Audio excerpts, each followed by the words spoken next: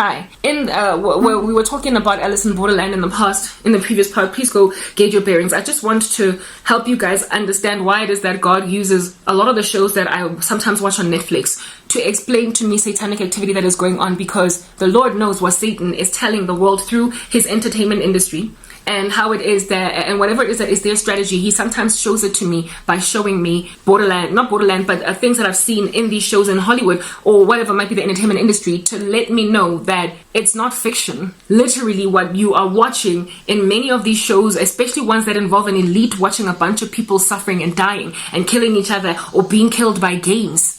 These things are real. They are happening in the spiritual realm. And Satan is trying to show the world that this is what we're doing to you. Not only that, the devil is aware of how events are eventually going to culminate. The obsession with the entertainment industry right now, with there being an elite body of people watching a struggling conglomerate on the ground that are either fighting unto death, trials by ordeal, or that are being killed by games and whatnot. That's literally going to happen, but in a flip model, in the sense that saints are going to get raptured. And from heaven, we're going to watch all the calamities falling on the ground. And there's going to be one in heaven that is sending out instructions to send the next plague and the next plague and the next plague. Just like you see, for instance, in, is it Mockingjay, one of the Hunger Games. I think it might be the last one, I stand corrected, where they are trying to prevent Katniss Everdeen and who is this? Everybody else, that these guys who were forced to play another Hunger Games, even though they had won previous Hunger Games. I don't know if that's Mockingjay or Catching Fire or whatever, one of them.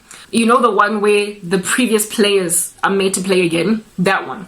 In the third part, or where they do the revolution or something, I think that's actually the final Hunger Games. Let's just get to the point, okay? They try to go to the capital to bring it down so that they can like win and then stop being afflicted by these games, so they don't have to keep playing, blah, blah, blah, blah, blah. They basically come up with a revolution and they rise up and they revolt. And from some room that they are chilling in, they simulate guys like beasts.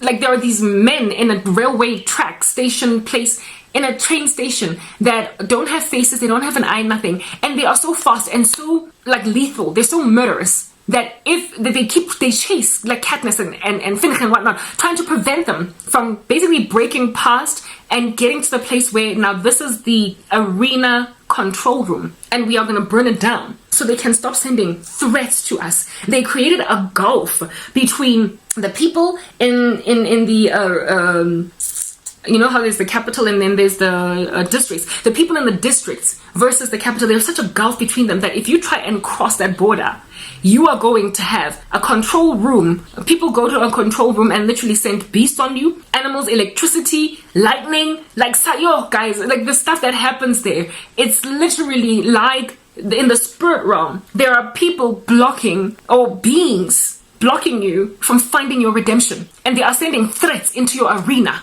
They are literally sending threats to prevent you from making it and breaking out and again finding your peace, finding your redemption, finding your freedom from out of oppression, from being played games with by beings that have got a spiritual a spiritual constitution, and so they hover over the earth with powers that the earth or citizens down here on the ground don't have, and they just unleash them on you. And these powers are entities. They are principalities, rulers, spiritual wickedness in high places, but they are also God. They are holy and they are also wicked.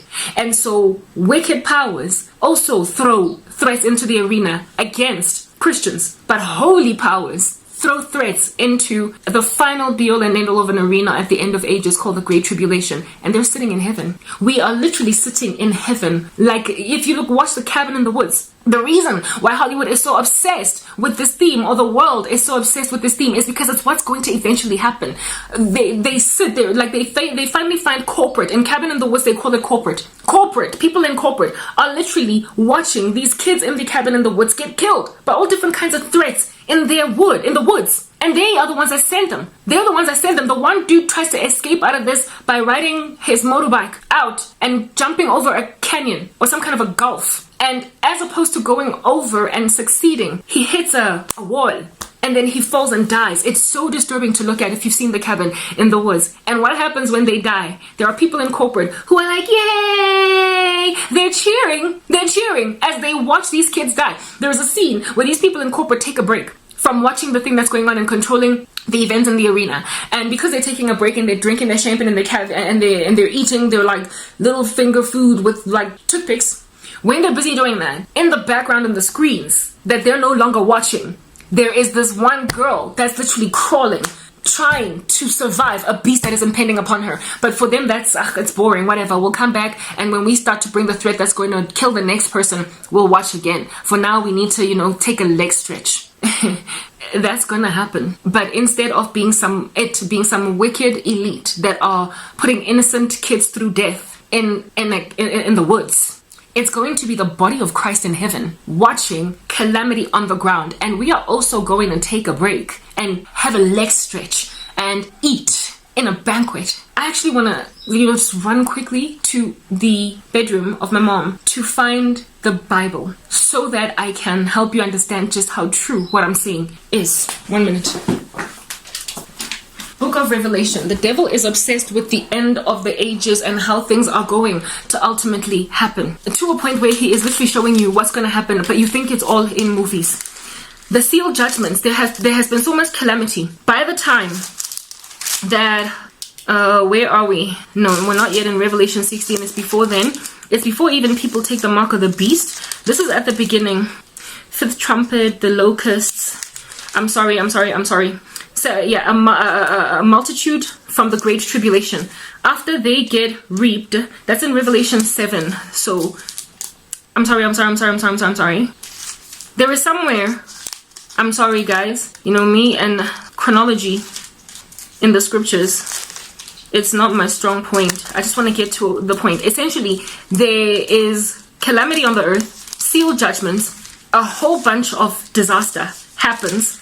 And in heaven, after God rains all this wrath down on the earth, takes a break in the middle to do the wedding supper. There is literally a scene that looks exactly like that in the cabin in the woods, where they watch a whole bunch of kids getting killed, and they kill them, and they continue to send threats into the arena, and then they take a break. And in the background, there are screens of like crawling kids trying to live, trying to survive monsters, and the monster is busy killing this one girl, and the people in corporate are like cheersing, toasting. Literally, God is going to rain wrath down on the earth, and while people are still crawling around, struggling to breathe, literally unable to come up for air, dying, we're going to be eating. That is the reason why Satan is so obsessed. This is not my Bible. That's the thing. My Bible has a label, man. It titles the wedding supper a great how it is described, right, is a great celebration in heaven. And this happens after some kind of, I actually want, I've already been rapping on right now for almost 8 minutes. So I just want to find it in the scriptures and stop paging, or maybe even go and fetch my own Bible, because this is my mom's Bible. Oh, thank you. Revelation 19. I'm already speaking for 9 minutes and 21 seconds. So let's move to the next part so I can help you understand what has happened in the run-up to the exalting and the celebration that is in Revelation 19. So you can map it against that scene in the cabin in the woods. Next part.